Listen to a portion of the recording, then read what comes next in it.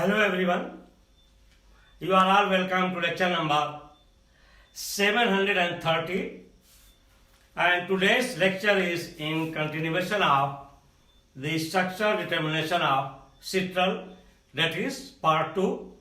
And in part 1 lecture, that is the structural determination of citral, we discussed the carbon, hydrogen and oxygen, and the carbon is 10, hydrogen is 16 and oxygen is 1, and citral is a terpene, and acyclic terpene, and that is monoterpene means it is made up of two molecules of isoprene unit, that is C5, that's why it becomes 10, and they are arranged in head and tail fashion, and at one terminal carbon there is carbonyl group, and that carbonyl group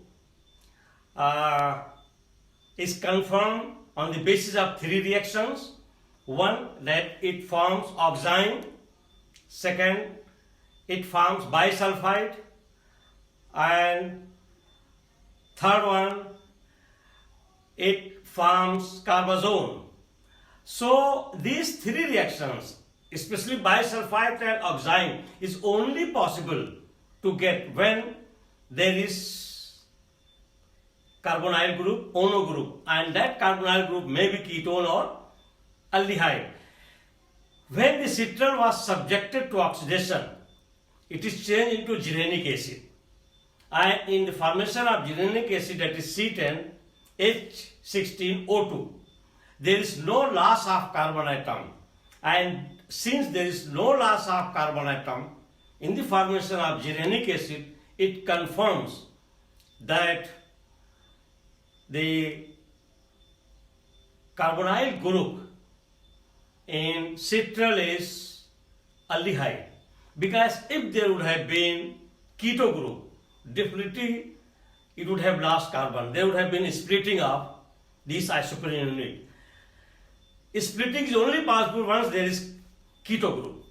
And if splitting is not there in the oxidation, where it is forming geranic acid, confirms that that carbonyl group is aldehyde group.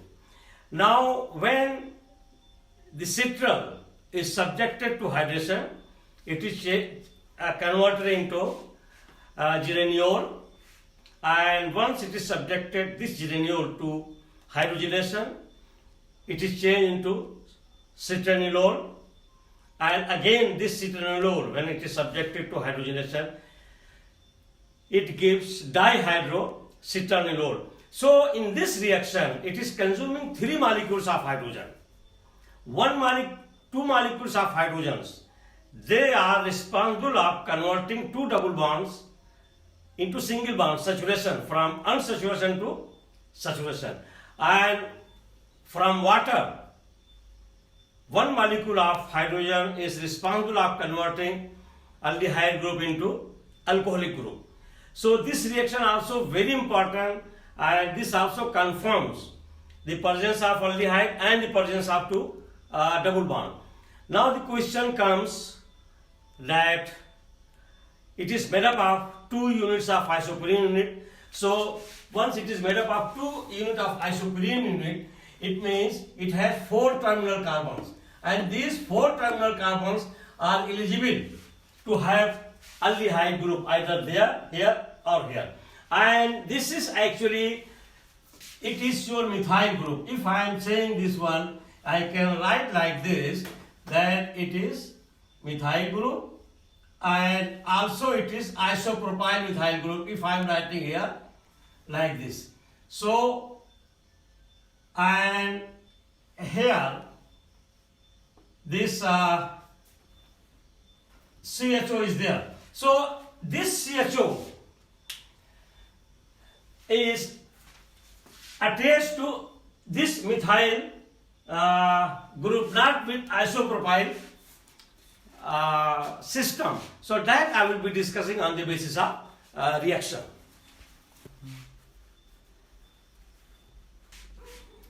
So here, the number one, once we are discussing the structure of any terpene, first we have to write the molecular formula. So number one is the molecular formula of citral is C10H16O. Number two, it contains ono group. Ono group means carbonyl group, and that carbonyl group may be either keto or aldehyde. So contains ono group means carbonyl group, and this is shown by the following reactions. Number one, A, citral forms an oxime. Is a very important reaction for citral. Any compound which forms oxime means it contains carbonyl group, either ketonic group or aldehyde group. B, citral forms bisulfide. Another reaction, bisulfide is only possible when we have carbonyl group. And C, citral forms semicarbazone. That is also one of the indication that citral contains carbonyl group. So these three reactions, formation of oxime, formation of bisulfide, and formation of semicarbazone, confirms that the oxygen in citral terpene, that is acyclic monoterpene, is carbonyl group.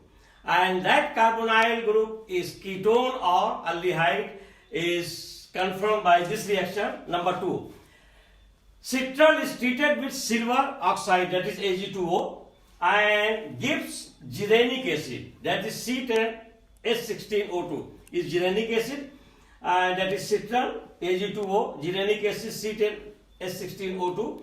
Carbonyl group is called ono group, and it can either be aldehyde or ketone. So once it gives gyrenic acid and there is no loss of carbon atom is the same. So this reaction confirms that the carbonyl group is aldehyde. If there would have been keto group, it would have been different, means carbon 10 would have been C6 or C4, like that. Splitting would have been there. So since in the formation of gyrenic acid, the same number of carbon atom is there, this reaction confirms that in citral, the carbonyl group is aldehyde group.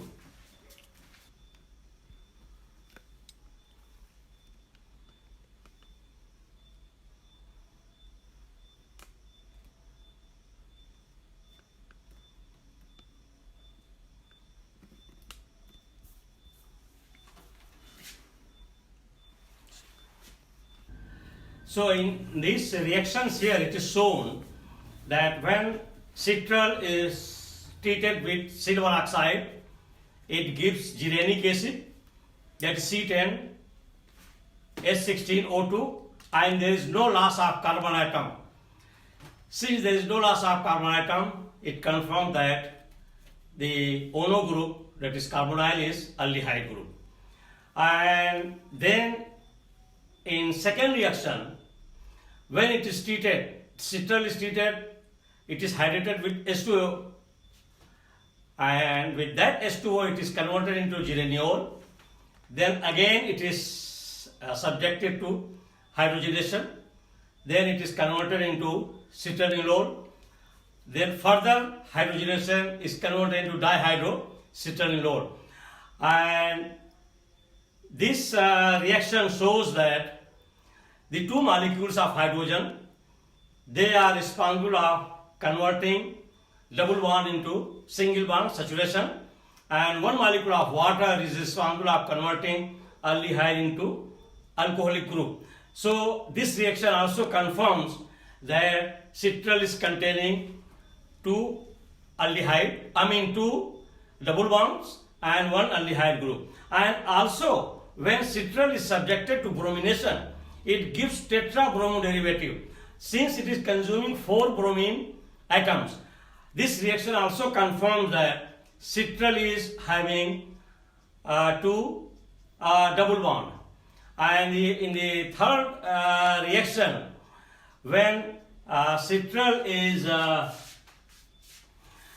subjected to hydrogenation, it takes 4 atoms of hydrogen, and then it is converted into C10H22O.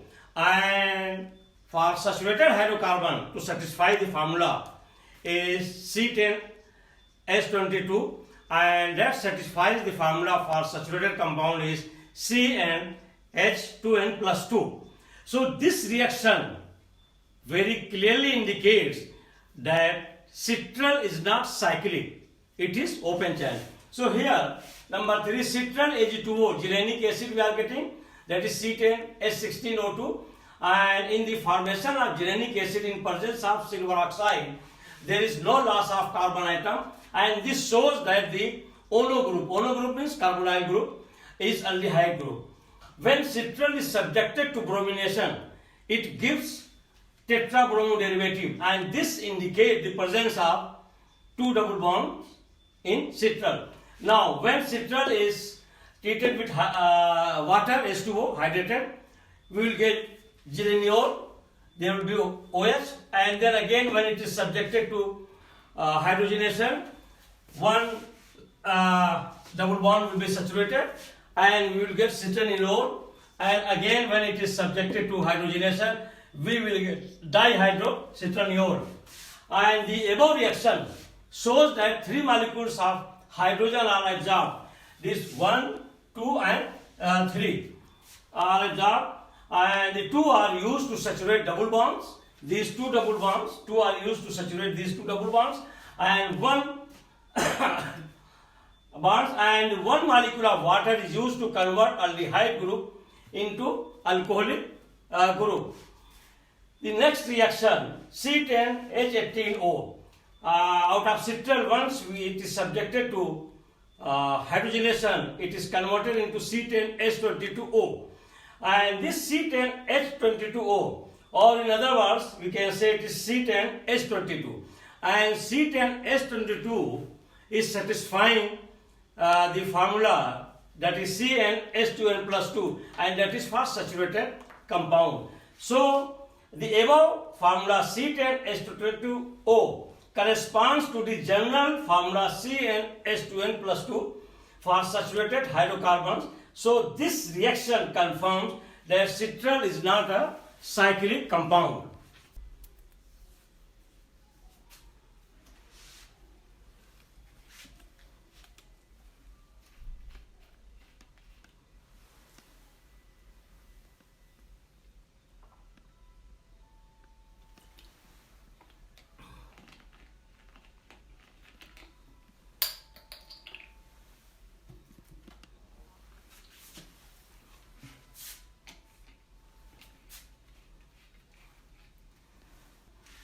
Now we have to determine the position of the aldehyde group, and as we know, I have already told you that citral is made up of 2 isoprene units, and when these 2 isoprene units are joining in head and tail fashion or position, we have 4 terminal carbons where aldehyde can be attached. For example, these 2 isoprene units are joining, one is this and one is this, in head and tail fashion.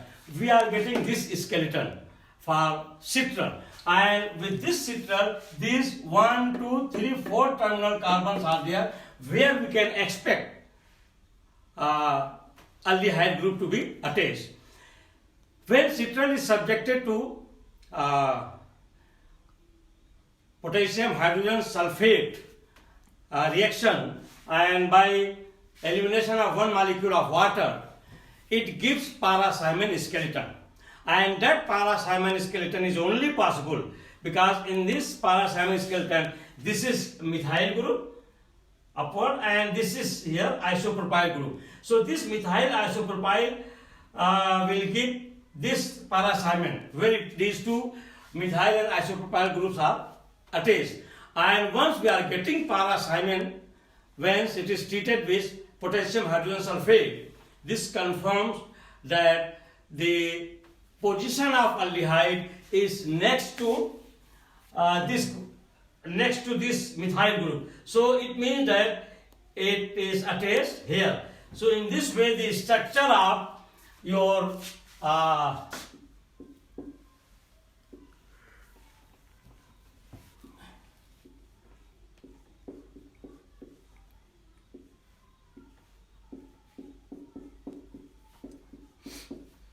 your citral is determined, that one, and your position of aldehyde is to direct terminal carbon.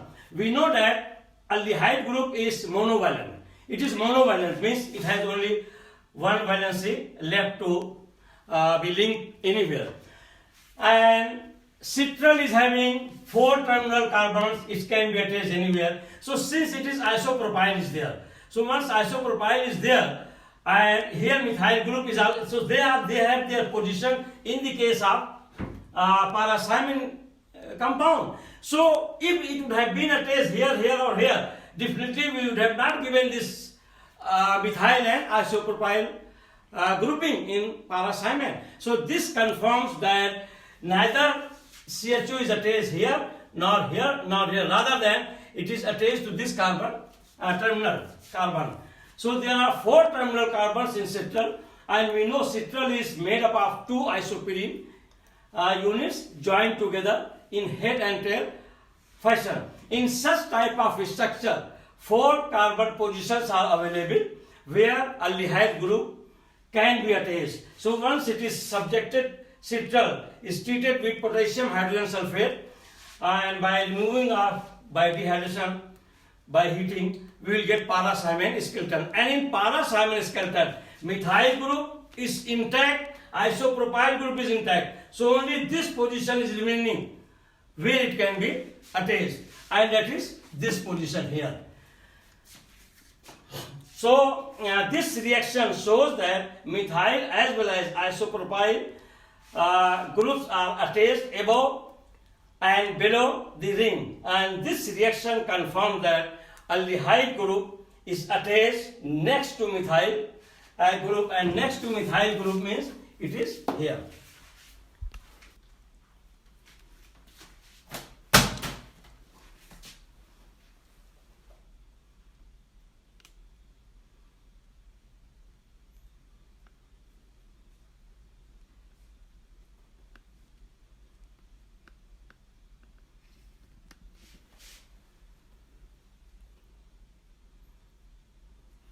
So with this your structure determination of citral is over, where we have discussed the position of oxygen, hydrogen and carbon and their numbers, how they are justified, and the whole structure, the position of aldehyde functional group, everything is very clear on the basis of reaction mechanism. So my request to all the students, those who are learners, those who are watching the lecture, I am giving the note I am writing because to make you to understand and to copy down. So this structure determination of all these terpenes I will be discussing, some few, 2-3 more, will open the window and door to understand how structure is determined. Because in organic chemistry, advanced chemistry goes with structure determination either on the basis of reaction or on the basis of physical method, that is called instrumentation, IR, NMR, UV and mass spectra. So please watch lectures and copy down all these notes. Thank you very much for watching the lecture.